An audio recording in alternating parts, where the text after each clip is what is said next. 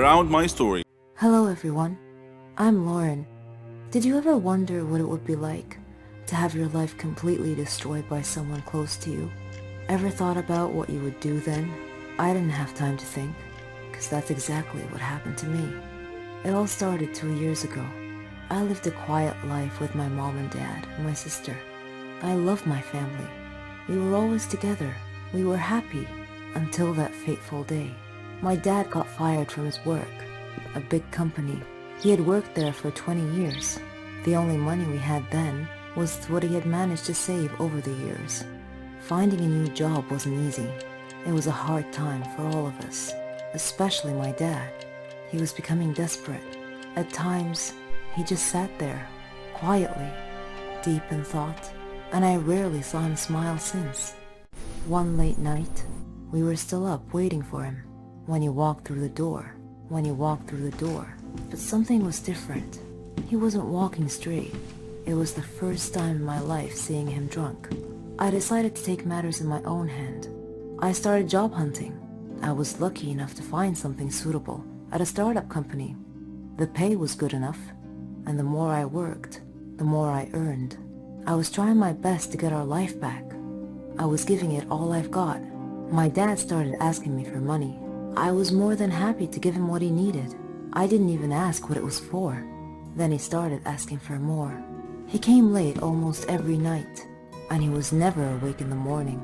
It seemed like we hadn't talked together for ages. Then, money started disappearing from my purse. I got home from work one night. It had been a long day, and I was really tired. I put my bag in my room, and I went to the kitchen to find something to eat. I made myself a sandwich, then took it back to my room. But when I got to the door, I saw a shadow moving inside. I thought everyone was asleep, so I opened the door slightly and looked inside. I couldn't believe what I saw. My dad was standing over my bag, and my wallet was in his hand. He found no money in it, so he threw it on the bed and started going through my purse. At that moment, my mom came down the stairs. She had my dad's shirt in her hands and a small pack of white powder. I looked at her face. Her eyes were filled with tears. I tried to speak, but found nothing to say. My dad came out of my room. He saw us standing there. He tore the shirt and the pack from my mom's hands. He was hysterical. He started breaking things around him. Suddenly, everything changed. My mom and I were too scared to move, but then my sister came running down the stairs. He pulled her towards him and held a knife to her throat. He threatened to kill her if we didn't give him money. Without a moment's thought, I did what he asked. Things only got worse. Nothing was ever enough.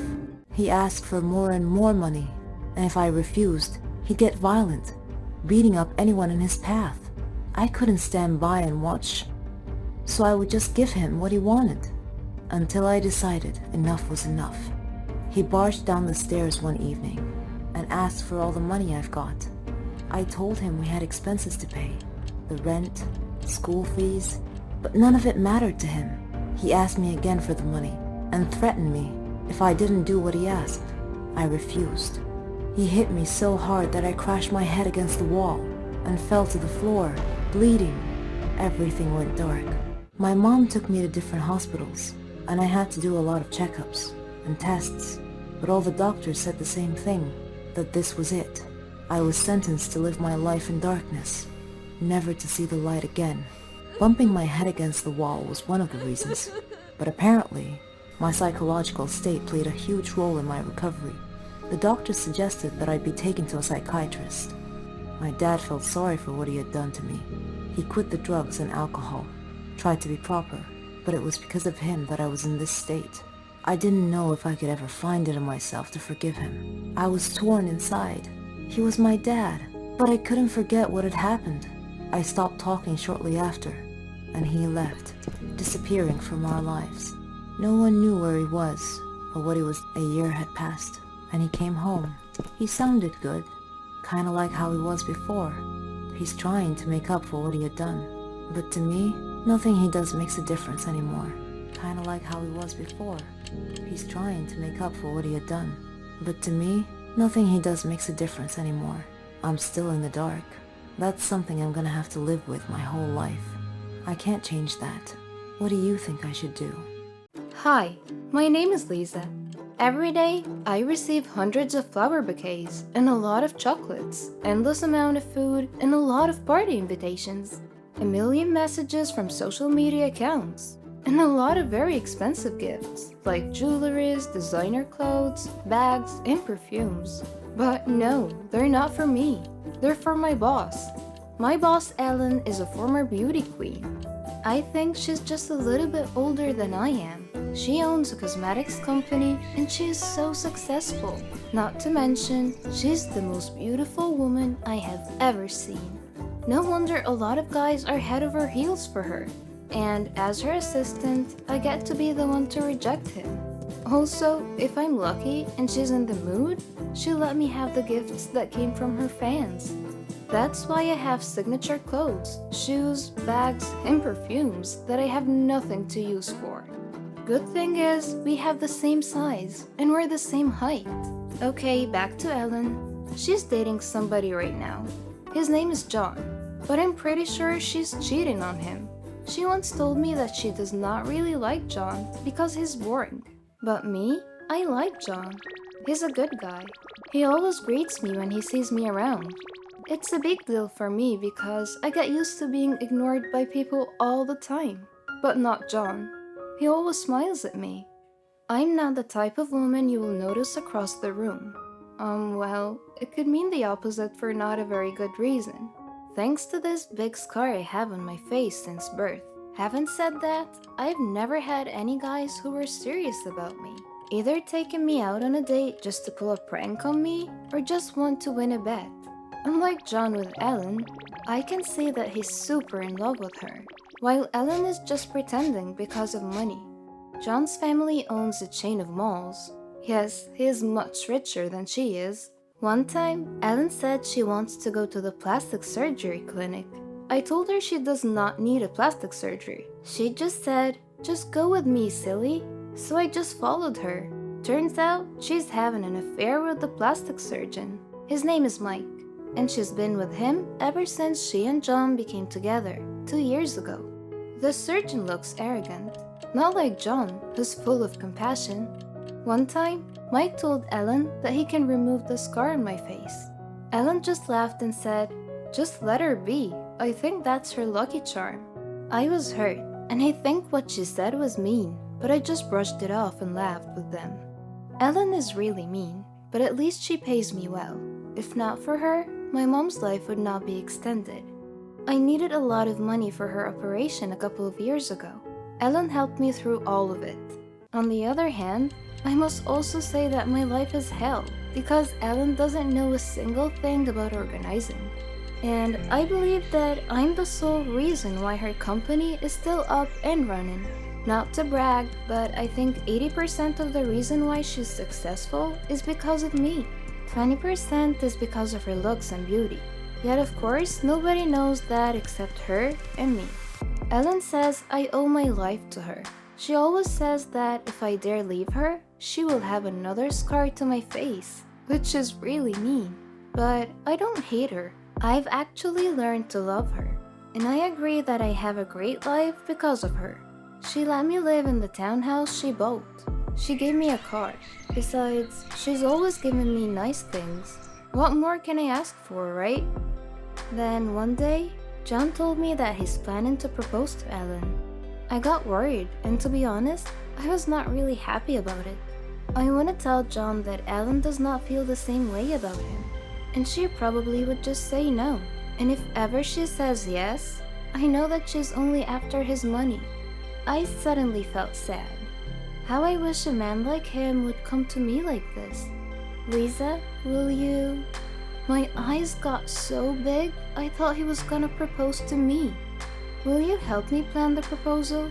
John asked. "Oh, of course. It would be my pleasure, John." He just smiled at me. This man is really simple and down to earth. So, I helped him plan the proposal, even though I knew it would not be a very good idea. I don't know how many times I contemplated on telling him the truth, that Ellen is cheating on him. But I don't think it's my place. I should not meddle in their life. But am I doing the right thing? Would I really let this man marry a woman who does not really love him? John deserves more than Ellen. Actually, he deserves someone like me. Someone who will be there for him and take care of him forever. Oh, silly me, what am I thinking? But seriously, I need to do something. So, I decided to try and see what Ellen's reaction would be. When I asked her, "What if John proposes to you anytime?" she just said, "Really? That would be awesome."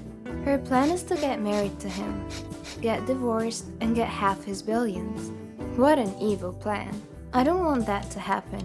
Neither does Mike. One time at an event, Mike and I got the chance to talk, and he said he'd like to meet me at his office on Saturday at 9 a.m. And so I went there. Mike made an offer that is very tempting, but I had to refuse it for so many reasons. He wants me to pretend to be Ellen. He said he would fix my face and be Ellen for 6 months. Why? I asked him. I needed to know why I had to pretend to be Ellen, because that doesn't make any sense.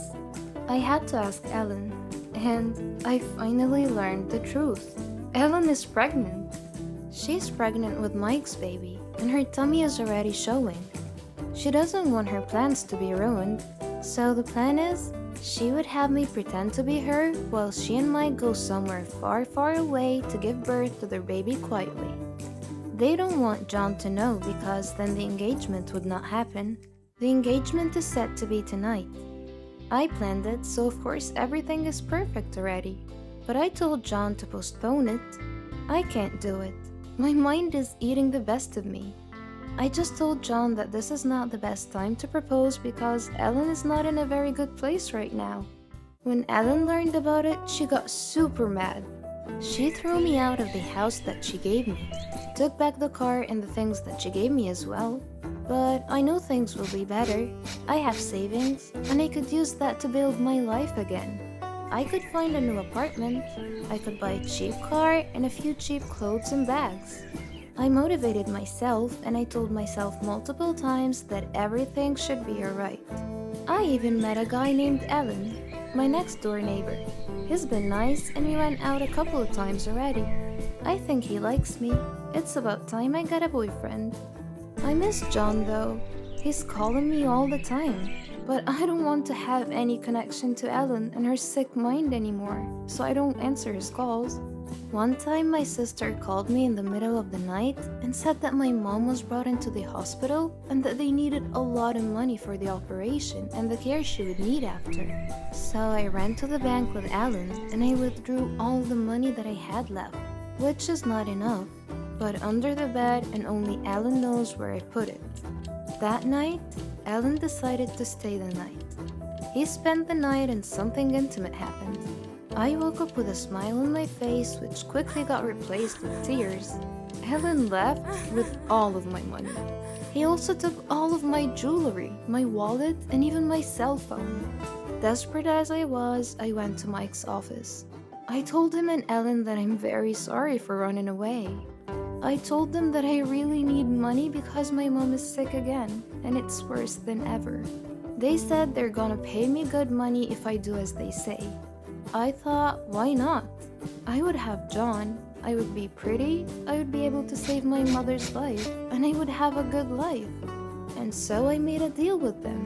I'll pretend to be Ellen for a year. It should give them enough time to give birth and settle everything before going back home.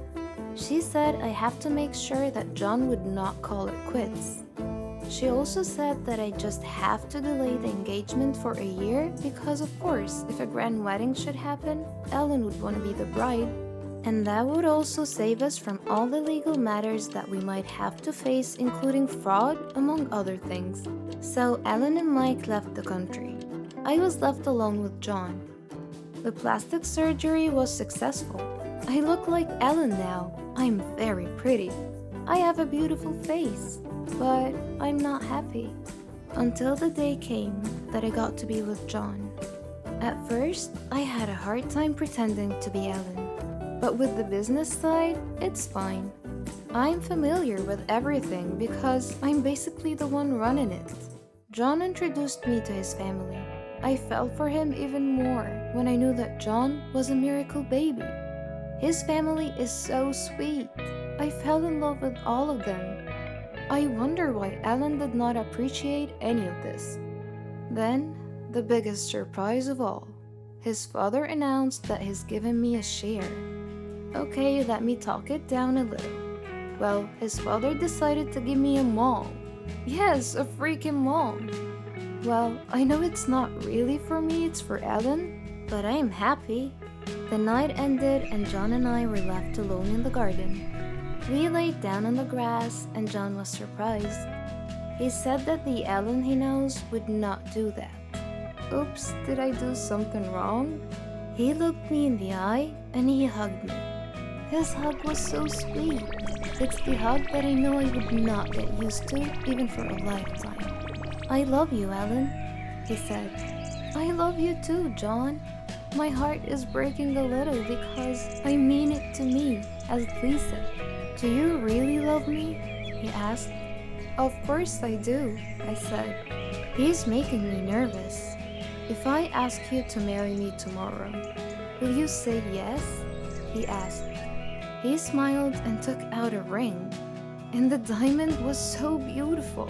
It was so big. It's really beautiful. But if this is real and it's really meant for me, I won't mind how big the diamond is. I planned proposing to you for a long time now, Ellen. I even asked for Lisa's help. How I wish she could see this, he said. So, will you marry me, Ellen? He asked. My mind says, oh no, but my heart says, yes.